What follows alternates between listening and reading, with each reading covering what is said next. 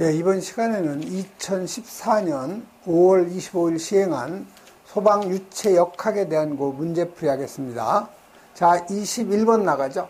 자, 21번은 요 관내에 흐르는 요 유체의 그 흐름을 구분하는데 사용되는 요 레이놀드 수의 요 물리적인 의미를 물어본 거죠. 그래서 여러분이 요 레이놀드 수 구하는 공식, 이건 반드시 여러분이 암기를 하셔야 돼요. 그래서 레이놀드 수는 관경, 유속, 요 밀도를 뭘로 나눠준 거예요? 예, 점도로 나눠준 것이 바로 레이놀드 수죠. 또는 요거를 여러분이 동점도라는 것은 점도를 갖다가 밀도로 나눠준 거죠. 그래서 이 동점도의 단위는 미터의 제곱 퍼 세크죠. 그래서 이 동점도를 대입을 해주면은 요거는 관경, 요 유속을 뭘로 나눠준 거예요? 예, 동점도로 나눠준 것이 레이놀드 수가 되는 거죠. 또 여러분이 이 유속이라는 것은 유량을 갖다가 요 단면적, 원형 배관이면은 유량을 단면적 4분의 파이 D의 제곱이 되는 거죠. 그래서 이 공식을 여기다 여러분이 대입을 하시면 요거는 파이에다가 D의 동점도분의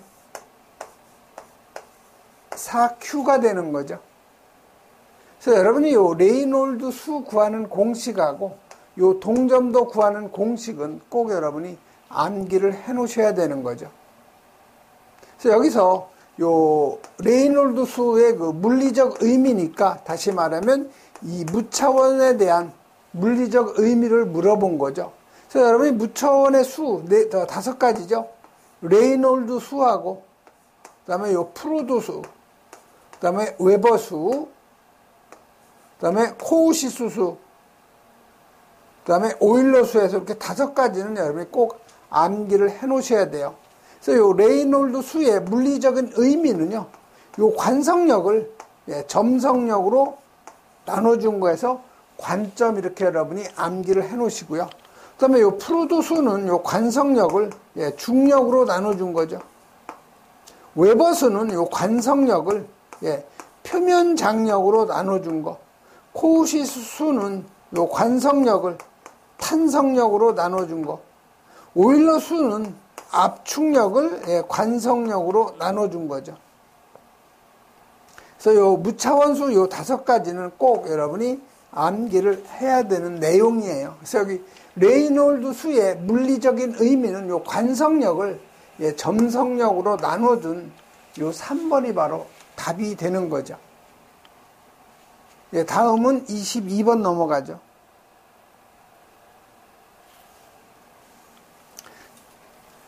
자, 22번은 역하르노 냉동 사이클인데 냉동 사이클에 요구되는 요 동력을 갖다 계산하라는 거예요. 그래서 이 냉동 사이클에 요구되는 요 동력, 요거는 여러분이 그 절대 온도하고의 관계예요.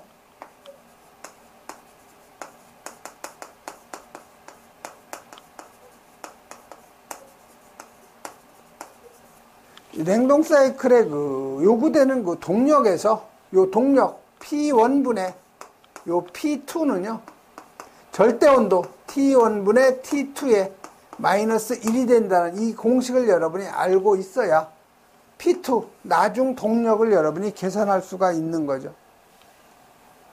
그래서 여러분이 주어진 수치를 갖다 대입만 하면 P2 값을 계산할 수가 있는 거죠.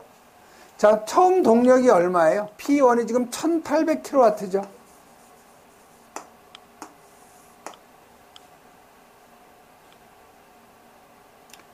자, 그러면 여러분이 이렇게 바로 대입하는 것보다 P2를 계산하는 거니까 P2를 구하는 공식으로 여러분이 유도를 해주면 되겠죠. 자, 그러면 이쪽에도 곱하기 P1분의 1, 이쪽을 마찬가지로 P1분의 1, 양쪽에다 P1분의 1을 곱해주면 되는 거죠. 그럼 P2는 결국 P1분의 1이 아니고 P를 곱해줘야 되겠죠. 이쪽에도 P1을 곱해주고 이쪽에도 P1을 곱해주면 되는 거죠. 그래서 여기 P1 서로 약분이 되니까 P2는 결국 P1 곱하기 T1분의 T2의 마이너스 1이 되는 거죠.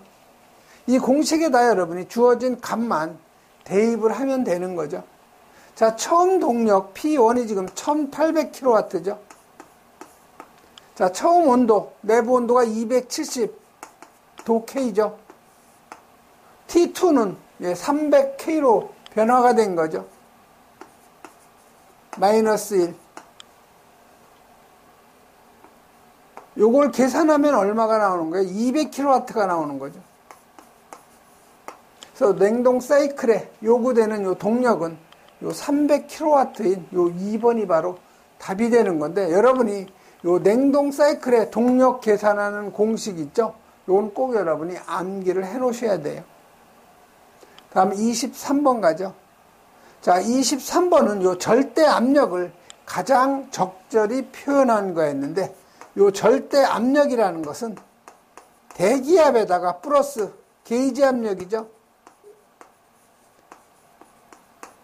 게이지 압력이라는 것은 우리 우리말로 하면 계기 압력이에요. 압력계가 나타내는 압력이 바로 계기 압력이 되는 거죠.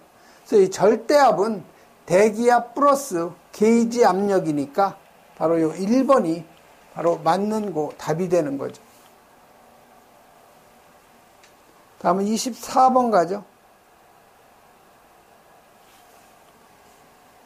자, 24번은 요 하겐 포아젤의 법칙인데요. 맞는 거를 찾는 거죠. 그래서 우리가 하겐 포아젤의 법칙을 지금 여기서는 하겐 포아젤의 그 식을 설명으로 맞는 것 찾는 거죠. 그래서 여러분이 요 하겐 포아젤의 그 법칙은요, 손실 수두를 나타내는 거죠. 그래서 이 손실 수두가 우리가 단위가 미터죠. 그래서 이 손실 수두는 압력 손실을 뭘로 나눠준 거예요? 예, 비중량으로 나눠준 거하고 같은 얘기죠. 다시 말하면 압력 그 손실이 파스칼이라고 하면은 파스칼은 뉴턴 퍼 미터의 제곱이죠.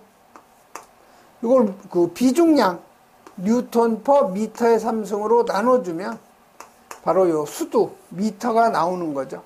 요건 또 다른 식으로 표기하면은요, 상수 128에다가 점도 곱하기 관의 길이, 그 다음에 유량, 요 곱한 것을 뭘로 나눠준 거냐? 바로 그 비중량에다가 파이 D의 4승으로 나눠준 것과 같은 거죠. 그래서 요 하겐 포아젤의 법칙은 수평 원관에서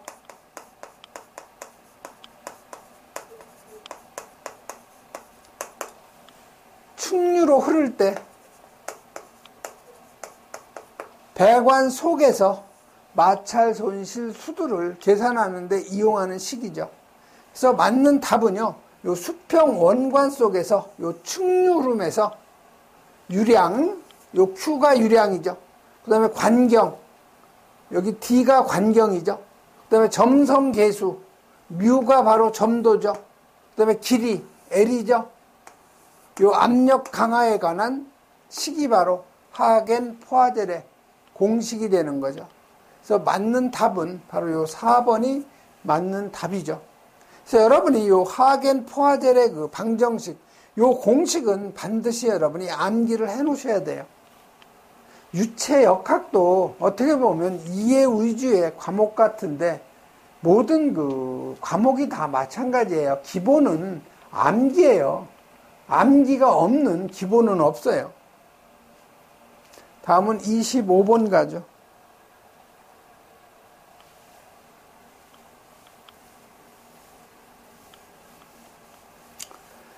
자, 25번은 반지름이 같은 4분 원 모양의 두 수문의 A, B하고, 여기 A, B하고, 요 C, D에 작용하는 단위 폭당, 수직 정수력의 그 수직으로 작용하는 정수력의 크기의 비를 갖다 물어봤는데, 여러분이 이런 문제를 여러분이 풀려면은 1시간은 걸려요.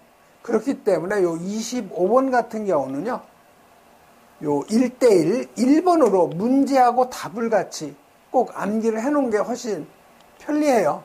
그래서 여러분이 요 그림하고 요 답을 같이 암기하는 쪽으로 여러분이 하는 것이 훨씬 시간적으로 절약되는 방법이죠. 그래서 25번은 문제 답을 암기하는 것으로 넘어가고요. 다음에 26번 가죠.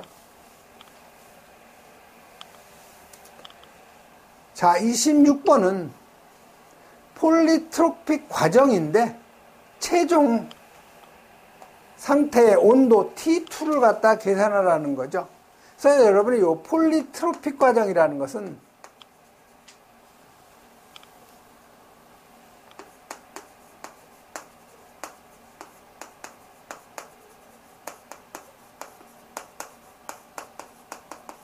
이걸 그래프로 나타내면은요, 요 세로축을 압력으로 보고요, 요 가로축을 V로 보는 거죠. 그래서 여기를 P2, 여기를 P1, 그 다음에 가로축은 여기를 V2, 여기를 V1으로 하죠. 그럼 서로 요 만나는 지점, P2하고, 요 V2하고 만나는, V1, V2죠. 그래서 이 P2하고 V2하고 요 만나는 지점이 있죠. 요 점, 그다음에 P1하고 V1하고 요 만나는 지점. 이걸 그래프로 나타낸 거죠. 다시 말해서 P1, V1의 요 n승은 P2, V2의 n승. 요놈이 일정하다는 얘기예요. C라는 건 요건 콘스탄트죠. 요거의 약자예요. 일정하다는 거죠. 변하지 않는다는 거예요. 그래서 요 폴리트로픽 과정이라는 것은 압축하고 요 팽창 과정에서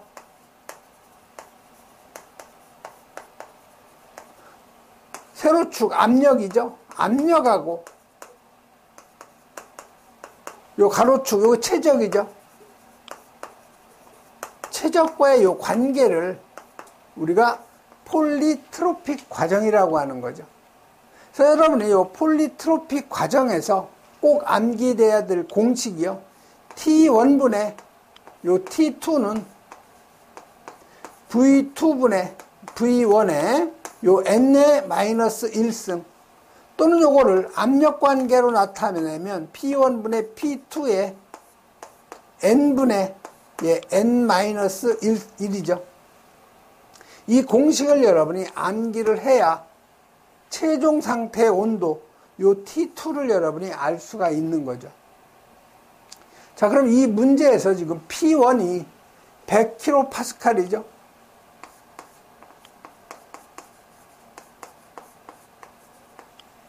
이때 온도 T1이 300도 K.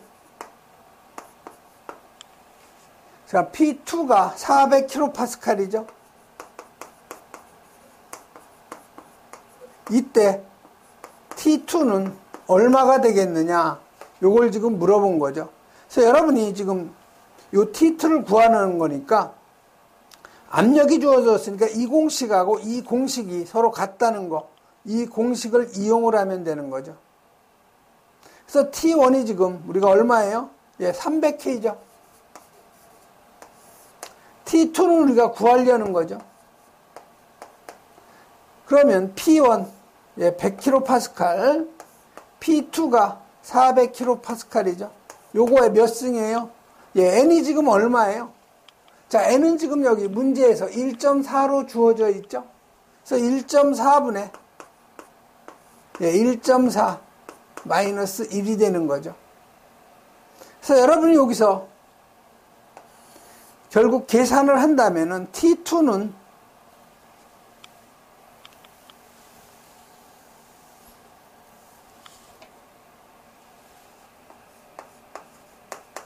300 곱하기 여기 400을 100으로 나눠주면 4가 되는 거죠.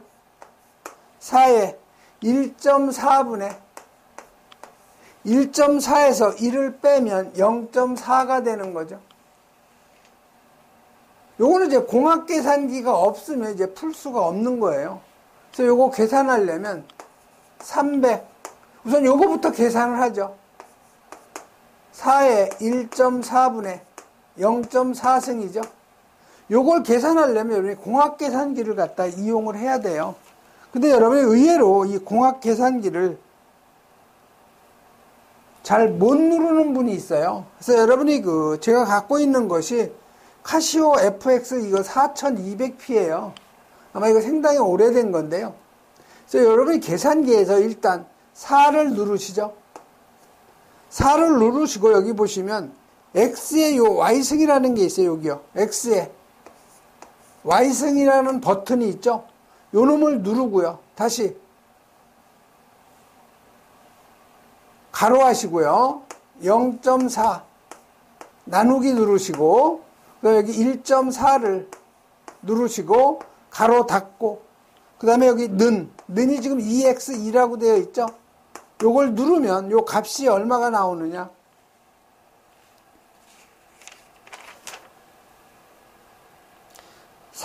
1.486이 나와요. 여러분 이 공학계산기를 누르실 줄 모르시는 분들은 요대로 누르면 1.486이 나오죠. 그러니까 요 값을 갖다가 곱해주면 돼요. 300에다가.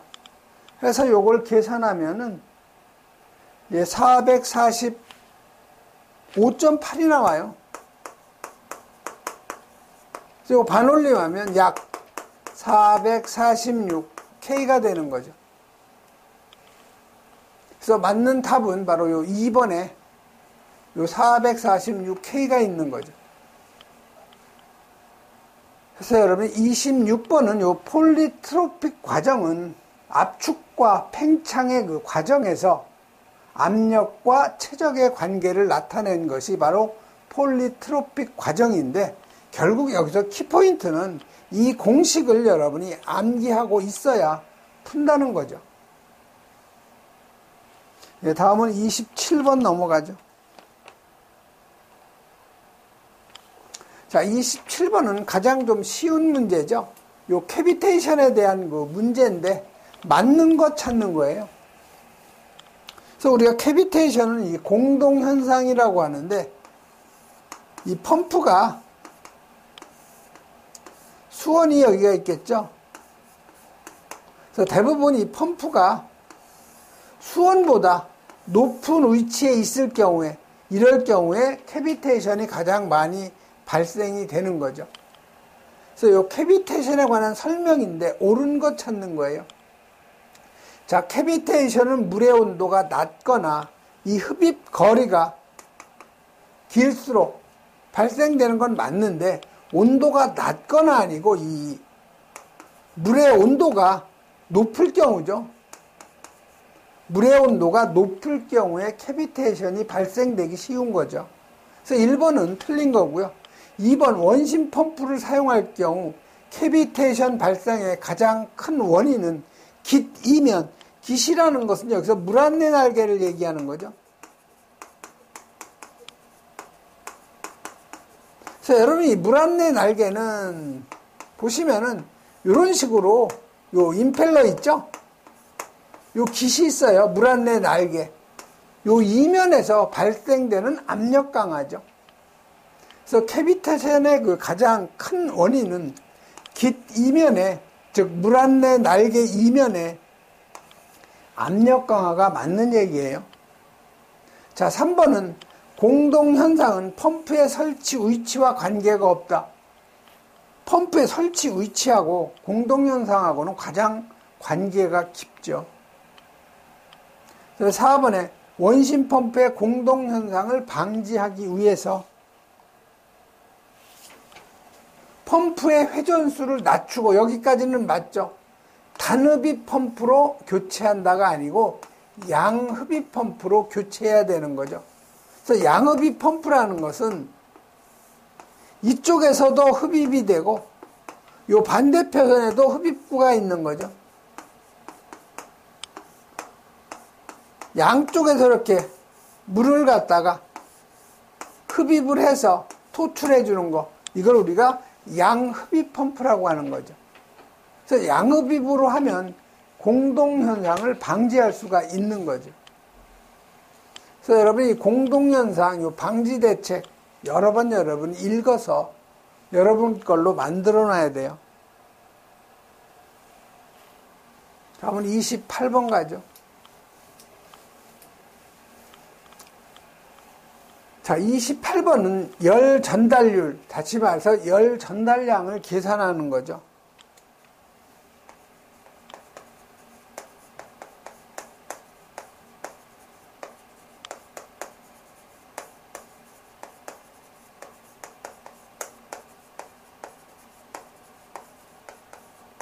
그래서 이 열 전달률 Q, 열 전달량 Q인데 요게 우리가 단위를 와트를 가장 많이 쓰죠. 그래서 요거는 H, 이게 바로 열 전달 계수예요. 그래서 요 단위는 와트 퍼 미터 도 K가 되는 거죠. 여기에다가 A, 에리어, 즉 단면적을 곱해주고요. 온도차 델타 T, 도 K죠. 요걸로 뭘로 나눠주냐? 판의 두께, 요 X로 나타내서 미터로 나눠준 거죠. 또는 여러분이 같이 꼭 알아둬야 될 것이 열 전달률, 와트는 요 H, 열 전달 계수가요. 와트 퍼 미터의 제곱, K로 주어지는 경우가 있어요. 이럴 경우에는 요 단면적 제곱미터에다가 델타 T 그대로 K, 켈빈 온도를 곱해주면 바로 요게 열 전달량 와트를 갖다 계산하는 공식이 된다는 거. 그래서 여러분 윗 공식하고 요 아래 공식에서는 바로 요 열 전달 계수의 요 단위 차이예요. 꼭 여러분이 비교해서 정리를 해놔야 되는데 여기 지금 열 전달 계수의 단위가 뭐예요? 0.8 와트 퍼 미터 K죠. 이제 이 위의 공식을 여러분이 적용을 해줘야 돼요. 그래서 Q는 자, 열 전달 계수가 0.8 와트 퍼 미터의 도 K죠. 여기에다가 단면적. 자, 단면적은 지금 요 문이 있다는 거죠. 이런 문이.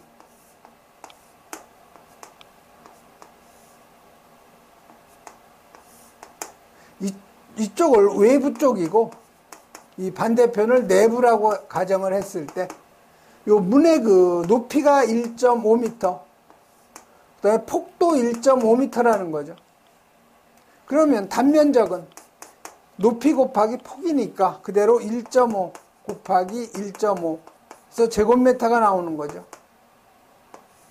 그다음에 온도 차는 어떻게 되겠어요? 온도 차는 지금 외부 온도가 24도죠.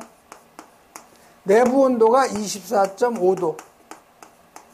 온도 차는 몇 도예요? 0.5도 차이죠. 그래서 이 절대 온도로 나타내면 273 플러스 24.5 마이너스 273 플러스 24죠. 이건 273 똑같이 서로 더해주는 거니까 결국 0.5 나와요. K가 되는 거죠. 그래서 이 절대 온도는 0.5 K가 되죠. 자, 판의 두께는 지금 얼마라고 그랬어요? 두께 0.5cm죠. 그래서 0.5cm는 요거 미터로 나타내면 0.5 곱하기 10의 마이너스 2승 미터죠. 즉 다시 말해서 1미터는 100cm이기 때문에 100으로 나눠주면 미터가 되는 거죠.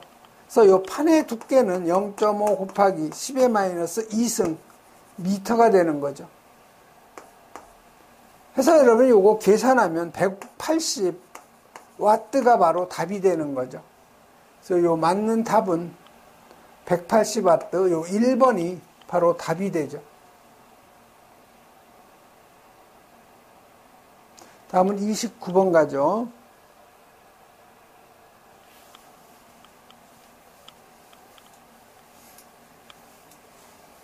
자, 29번은 이 오일러 방정식의 유체에 대해서 어떤 관계를 나타낸 거냐. 자, 이 오일러의 그 방정식, 운동 방정식이라는 것은 유체의 요 가속도하고 바로 힘의 관계를 나타낸 거예요. 그래서 맞는 거 찾는 건데, 요거 4번이 바로 맞는 답이죠. 그래서 4번에 보면 비점성 유동, 다시 말해서 마찰 손실이 없는 유동에서 유선상의 한 점을 통과하는 유체 입자의 요 가속도하고 그것에 미치는 힘의 관계죠. 그래서 맞는 답은 바로 요 4번이에요. 오일러의 방정식은 유체 입자의 요 가속도하고 힘의 관계를 나타낸 거죠. 그래서 요 오일러 방정식의 요 유도 조건, 이건 시험에 아주 잘 나오는 내용이에요. 유체 입자는 유선에 따라 유동하고, 그 다음에 전다 능력은 0이다. 다시 말해서 점성력이 제로라는 거죠. 점성력이 제로라는 것은 마찰이 없다 하고 같은 얘기예요. 그 다음에 정상 유동, 그 다음에 비압축성 유체라는 가정이 돼야 된다는 거죠. 다음은 30번 가죠.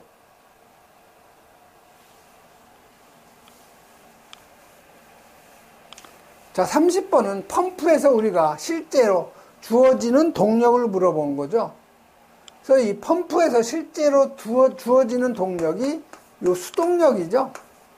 그래서 여러분이 수동력 계산할 때 주로 여러분이 암기하고 있는 공식이 우리가 그 소방에서 사용하는 유체는 물이기 때문에 물의 그 비중량 값이 1000kg 포스퍼 미터의 3승이죠. 그 다음에 펌프의 그 토출량 세제곱 퍼 세크죠. 여기에다 전량정 미터를 곱해주고 이걸 뭘로 나눠줘요? 바로 킬로와트니까 우리가 102로 나눠줬죠. 그래서 이 비중량의 단위가 킬로그램 포스 퍼 미터의 3승이에요. 근데 이 문제에서 물어본 건 뭐예요? 물의 그 비중량을 얼마로 한 거예요? 9,800으로 한 거죠. 자, 물의 비중량의 단위가 얼마예요? 뉴턴 퍼 미터의 3승이니까 물의 요 비중량의 뉴턴 퍼 미터의 3승으로 하면 1kg 포스는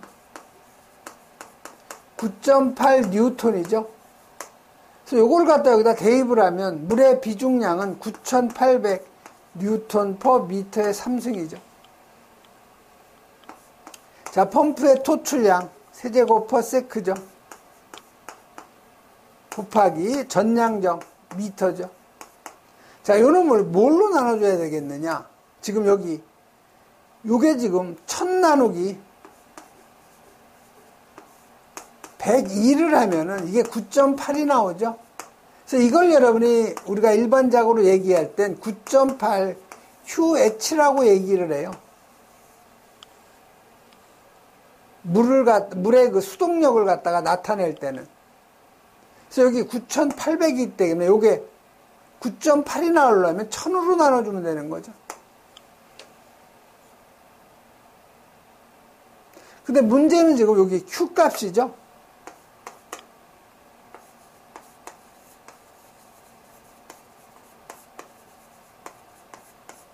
요 Q 값이 지금 문제에서는 뭘로 물어본 거예요?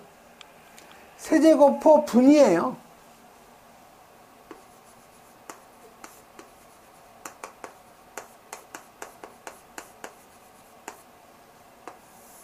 그러면 1000으로 나눠주고요.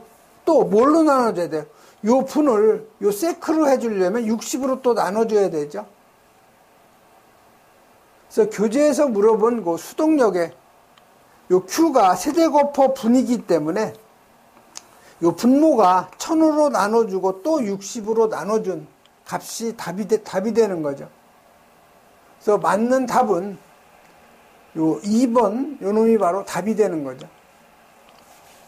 교재에 여기 축동력이 아니고 요걸 수동력으로, 여기 오타가 난 거예요. 수동력으로 바꿔야 되겠죠. 축동력은 여기 그 펌프의 효율로 또 나눠줘야 축동력이 되는 거죠.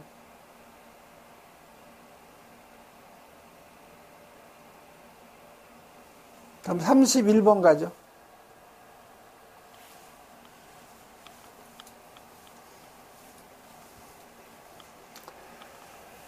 자, 31번은 수평으로 놓인 관로가 있다는 거죠.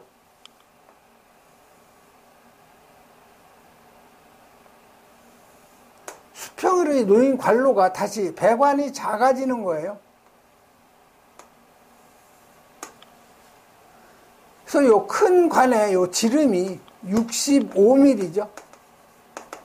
요 작은 관의 요 지름은 몇 mm냐면 40mm예요. 자, 그 다음에 큰 관에서의 유속, U1이 2.5죠. U2는 지금 우리가 모르죠. 자, 큰 관에서의 압력, P1이 350kPa. P2, 작은 관에서의 그 압력, P2는 우리가 모르는 거죠. 요거를 지금 계산하라는 거예요. 자, 이게 수평 배관이니까 여기를 배관 중심선이라고 하죠. 자, 배관 중심선을 보면 여기가 기준선이라고 하면 이 높이는 작은 관이나 큰 관, 요걸 우리가 위치수두라고 하죠. 큰 관에서의 위치수 높이 Z1하고 작은 관에서의 요 위치수는 서로 높이는 같죠. 그래서 우리가 베르누이 방정식 보면 2G분의 U1의 제곱 1지점에서의 그 속도 수도 플러스 압력 수도 감마분의 P1이죠. 위치 수도 Z1이죠. 자, 이 지점에서의 그 속도 수도 2G분의 U2의 제곱이죠. 감마분의 P2 플러스 요 Z2가 되는 거죠.